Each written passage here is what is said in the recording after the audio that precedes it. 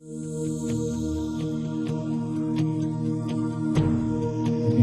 a big noise. Good morning, everybody.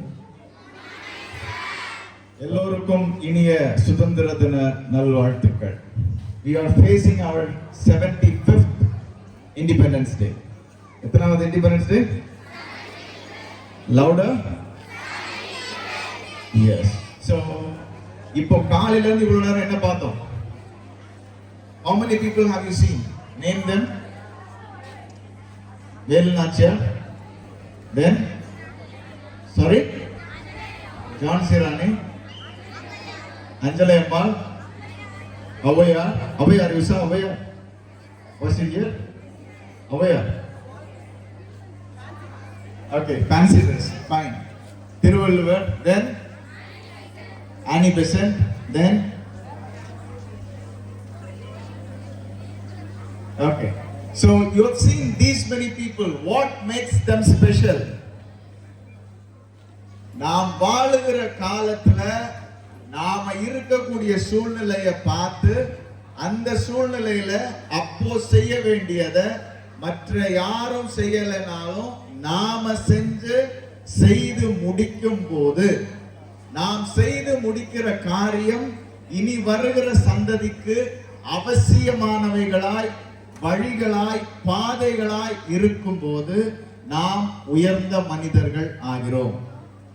திரும்பவும் சொல்றேன், நாம் வாழுகிற காலத்துல நாம் வாழுகிற சூழ்நிலையை கண்டு அதன் அவசியத்தை உணர்ந்து எதிர்காலத்தை புரிந்து செய்ய வேண்டியதை அறிந்து பிறர் பார்க்கிறதை தாண்டி பார்த்து செய்ய வேண்டியதை செய்து முடிக்கிறவர்கள் மாமனிதர்கள் ஆகிறார்கள். ரைட்?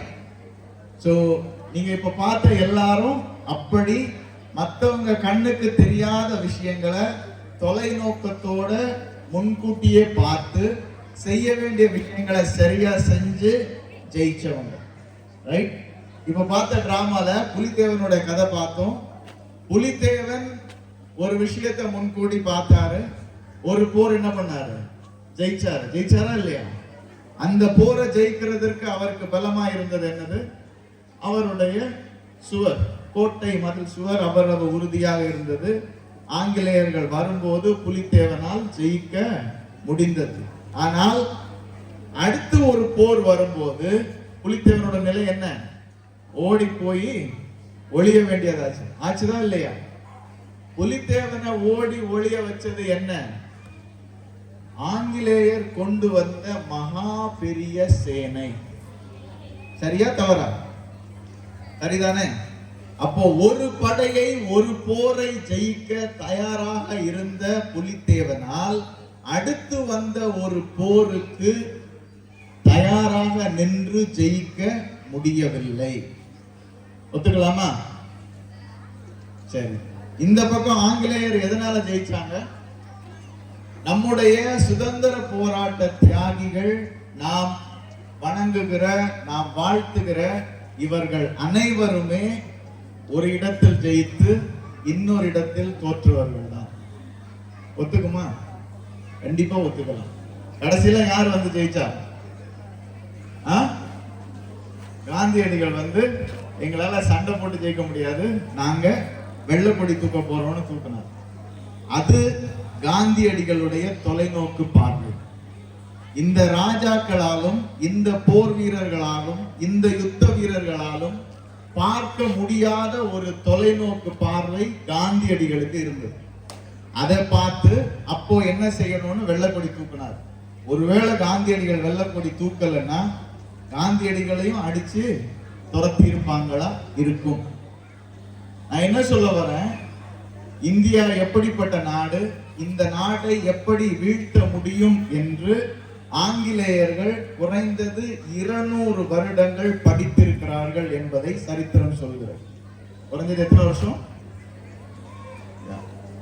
சோ அவங்க ஜஸ்ட் இந்தியான்னு ஒரு நாடு இருக்கு, வாங்க போய் குடிச்சிடலாம் அப்படின்னு இந்தியாவை வந்து ஆங்கிலேயர்கள் குடிக்கல. இந்தியாவுடைய அடியையும் அகலத்தையும் ஆழத்தையும் அளந்தார்கள். இங்கே வந்து படிச்சாங்க, யார் யாரு என்னென்ன இருக்காங்க, யார் யாரை எப்படி பிடிக்கணும்னு வருஷ கணக்கா இங்க உட்கார்ந்து இந்தியாவை எப்படி பிடிக்கலான்னு படிச்சுட்டு போய் அவங்க நாட்டுல உட்கார்ந்து பிளான் பண்ணி அதுக்கப்புறம் கொஞ்சம் கொஞ்சமா ஸ்டெப் பை ஸ்டெப்பா இந்தியாவை பிடிச்சாங்க. நம்மளோட மூதாதையர்கள் இங்க இருந்து என்ன பண்ணாங்க, இங்க உள்ள விட மாட்டோம் அங்க உள்ள விட மாட்டோம்னு சண்டை போட்டுட்டு இருந்தாங்க. ஆனா கடைசியில என்ன பண்ணிட்டான், பெரிய அளவுல பிடிச்சிட்டான். சோ ஆங்கிலேயர் இந்தியாவை அந்த அளவுக்கு அதிகம் ஆளுகிறதற்கு காரணமா இருந்தது அவர்கள் அந்த நாளில் கையாண்ட தொலைநோக்கு பார்வை. நாம தோத்ததுக்கு காரணம் ஆங்கிலேயர் எவ்வளவு தூரம் பார்த்தாங்களோ அதை தாண்டி நம்ம என்ன பண்ணல, பார்க்கல. ரைட்? அண்ட் புலித்தேவனோட கதை இன்னைக்கு பார்த்தீங்க. புலித்தேவனோட கதையில் என்ன தெரிஞ்சது, அவ்வளவு பெரிய சுவர் இருந்துச்சு, ஒரு போர் ஜெயிக்க முடிஞ்சது. அடுத்த போர் வரும்போது ஆங்கிலேயர் அவ்வளவு படைகளை, அவ்வளவு ஆர்மியை, அவ்வளவு வெப்பன்ஸை கொண்டு வந்தாங்க. அதை தாங்குற அளவுக்கு புலித்தேவனால முடியல. ஆனா ஆங்கிலேயரால அவ்வளவு படைகளை திரட்டி கொண்டு வர முடிந்தது. இது ஒரு விஷயம் மட்டும் இன்னைக்கு எடுத்துக்கலாம். நம்மளோட வாழ்க்கையில அன்றாடம் ஒரு விஷயத்தை நம்ம ஃபேஸ் பண்றோம். நம்ம கிட்ட இருக்கிற தெம்பை வச்சு ஜெயிக்கிறோம். ஆனா நாளைக்கு வரக்கூடியவங்க எவ்வளவு பலவான்களா இருப்பாங்க, நாளைக்கு நம்ம சந்திக்க போற போர் எவ்வளவு பெருசா இருக்கும் என்பது நமக்கு தெரியுமா? அது முதல் கேள்வி. அது நமக்கு தெரிஞ்சா அப்படிப்பட்ட போராளிகளை, அப்படிப்பட்ட எதிரிகளை ஜெயிக்கிறதற்கு நமக்கு திராணி உண்டா? இது இரண்டாவது. நாம் தயாராக இருக்கிறோமா? இது மூன்றாவது. வாழ்க்கையில் இந்த சூழ்நிலையில் நாம் வாழ்கிற இந்த காலகட்டத்தில் ஜெயிக்க நம்மிடத்தில் என்ன இருக்கிறது என்பதை அறிந்து கொள்ள வேண்டும். எதிரி என்ன கொண்டு வருவான் என்பதை அறிந்து கொள்ள வேண்டும். என்ன செய்தால் இன்னும் அடுத்த 30 வருஷத்துக்கு, 50 வருஷத்துக்கு, 100 வருஷத்துக்கு நாமும் நம்மோடு இருக்கிறவர்களும் சந்தோஷமாக, நிம்மதியாக இருக்க முடியும் என்பதை உணர்ந்து செயல்பட வேண்டும். அப்படி செயல்படுகிறவர்களே உண்மையான இந்தியர்கள். சோ ஒரு பள்ளியாக அப்படிப்பட்ட ஒரு தொலைநோக்கு பார்வையோடு நாம் ஒவ்வொரு அடியும் எடுத்து வைக்கிறோம். அதற்கு ஒத்துழைப்பாக இருக்கிற பெற்றோரையும், ஆசிரியரையும், பிள்ளைகளையும் நான் வணங்குகிறேன். நிச்சயமாக நம்முடைய பள்ளி இந்த சுற்று வட்டாரத்தில், இந்த மாவட்டத்தில் முதன்மை பள்ளியாக விளங்குகிறது என்பதில் அச்சமில்லை.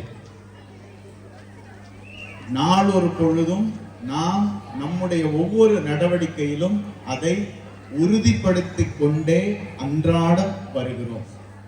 இதை நான் நெஞ்சை தூக்கி கர்வத்தோடு சொல்ல முடியும். இன்னும் நாம் செல்ல வேண்டிய தூரம் அநேகம் உண்டு. பிறர் போகிறதற்கு முன்பாக நாம் சென்று கொடி நாட்ட வேண்டிய மலைகள் அநேகம் உண்டு. ஏற வேண்டிய கற்கள் உண்டு. மிதிக்க வேண்டிய முற்கள் உண்டு. இவை எல்லாவற்றையும் தாண்டி நிச்சயமாக உச்சம் தடுவோம். பிறருக்கு சிம்ம சொப்பனமாக அநேக தலங்களில் இந்த பள்ளி இருந்துள்ளது, சரித்திரம் சொல்லும். அதே போல வரும் காலங்களிலும் பிறர் எதிர்பார்ப்பதற்கு முன்பாக, பிறர் இவையெல்லாம் செய்யக்கூடும் என்று யோசிப்பதற்கு முன்பாக நாம் அவைகளை எல்லாம் சாதித்திருப்போம் என்று இறைவன் இருக்கிற உறுதியில், அனைவருடைய வேர்வையும் அன்றாடம் சிந்தும் என்ற உறுதியில் கூறுகிறேன். ரைட்?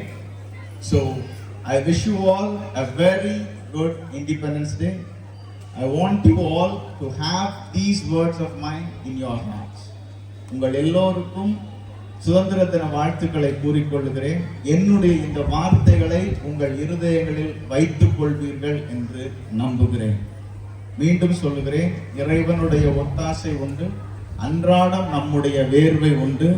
பிறர் தொடாத அநேக உச்சங்களை நாம் நிச்சயமாக தொடுவோம். மாணவர்களை வாழ்த்துகிறேன், ஆசிரியர்களை வாழ்த்துகிறேன், பெற்றோரை வாழ்த்துகிறேன். ஜெய் ஹிந்த்.